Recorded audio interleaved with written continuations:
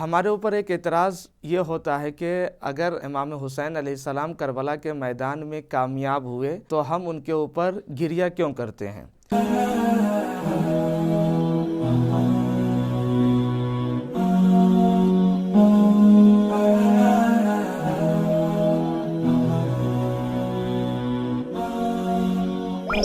شیعہ عقیدہ، اعتراض اور جواب۔ بسم اللہ الرحمن الرحیم۔ السلام علیکم ورحمۃ اللہ وبرکاتہ۔ اگر شہادت کامیابی ہے تو ہم روتے کیوں ہیں، عزاداری کیوں کرتے ہیں؟ تو یہ رونا اور گریہ کے 4 اقسام ہیں، جسے جب ہم آپ کے سامنے پیش کر دیں گے تو مسئلہ خود بخود حل ہو جائے گا، جواب خود بخود مل جائے گا۔ گریہ کی 4 قسمیں ہیں۔ کبھی گریہ شوق کی بنیاد پہ ہوتا ہے، کبھی گریہ احساس کی بنیاد پہ ہوتا ہے، کبھی گریہ ہدف میں شریک ہونے کے لیے ہوتا ہے، اور کبھی گریہ ذلت و شکست کی بنیاد پر ہوتا ہے۔ پہلی قسم جو ہے وہ یہ کہ کبھی گریہ شوق کی بنیاد پہ ہوتا ہے۔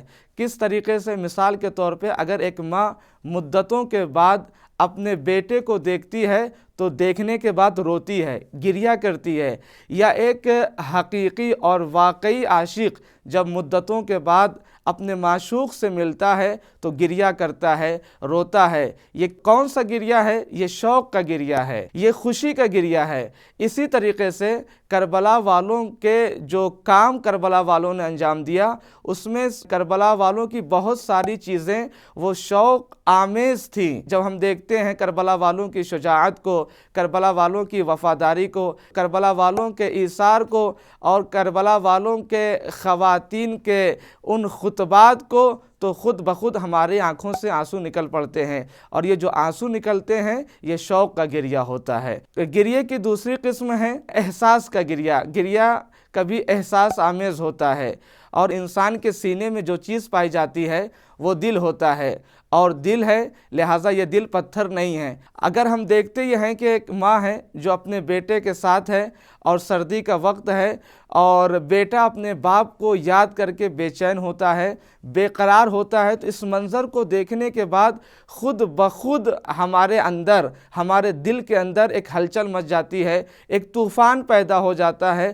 اب اس طوفان کا اظہار، یہ جو ہمارے اندر آگ لگتی ہے، اس کو جو ہم ظاہر کرتے ہیں، پیش کرتے ہیں، تو آنسوؤں کے ذریعے سے پیش کرتے ہیں، آنسوؤں کے ذریعے سے ظاہر کرتے ہیں۔ تو اگر کربلا کے میدان میں ایک 6 مہینے کا بچہ اپنے باپ کے ہاتھ پہ شہید ہو جائے اور خون کے دریا میں نہائے، اس منظر کو اگر انسان دیکھے گا تو آنسو بہائے گا، روئے گا، اور یہ رونا یہ احساس آمیز گریہ ہے، یہ جذبات کا گریہ ہے۔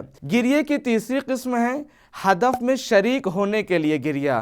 اگر ہم یہ کہتے ہیں کہ ہم امام حسین کے ماننے والے ہیں، امام حسین کے چاہنے والے ہیں، تو ہو سکتا ہے کہ بعض لوگ امام حسین کے ہدف میں اس طریقے سے شریک ہوں، نعرہ لگا کر کے شریک ہوں، جذباتی اور احساساتی نعرہ لگا کے شریک ہوں۔ ہو سکتا ہے کہ بعض لوگ اشعار کے ذریعے سے اس ہدف میں شریک ہوں، لیکن یہ سوال یہ پیدا ہوتا ہے، اعتراض یہ ہو سکتا ہے، یہ جو نعرے لگائے جا رہے ہیں، یہ جو اشعار پڑھے جا رہے ہیں، یہ شاید ان میں خلوص نہ پایا جاتا ہو، یا ایسے ہی ہو، لیکن واقعاً جو شریک ہونا ہے وہ یہ ہے کہ انسان ان اہل بیت کو یاد کر کے، کربلا والوں کو یاد کر کے، امام حسین کے باوفا ساتھیوں کو یاد کر کے یہ جو گریہ کرتا ہے، یہ جو روتا ہے، یہ واقعاً اور حقیقتاً کربلا والوں کے اور امام حسین علیہ السلام کے ہدف میں شریک ہونا ہے، جس کے بنیاد پر انسان گریہ کرتا ہے اور روتا ہے، اور گریہ کر کے اور رو کر کے دنیا والوں کو بتاتا ہے کہ ہم امام حسین علیہ السلام اور آپ کے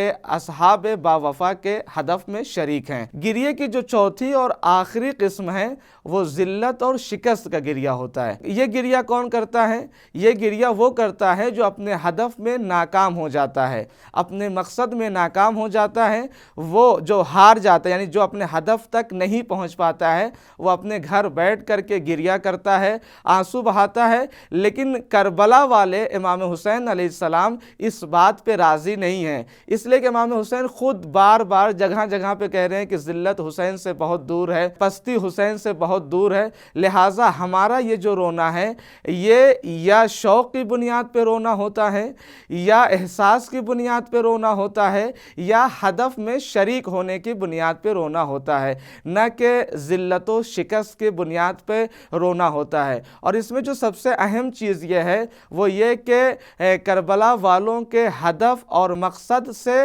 آشنائی، یعنی کربلا والوں کے مقصد کو پہچاننا اور جاننا، اور اپنے کو کربلا والوں کے راستے پہ چلانا، اپنے کو پاک و پاکیزہ کرنا اور ان کے راستے پہ چلانا ہے۔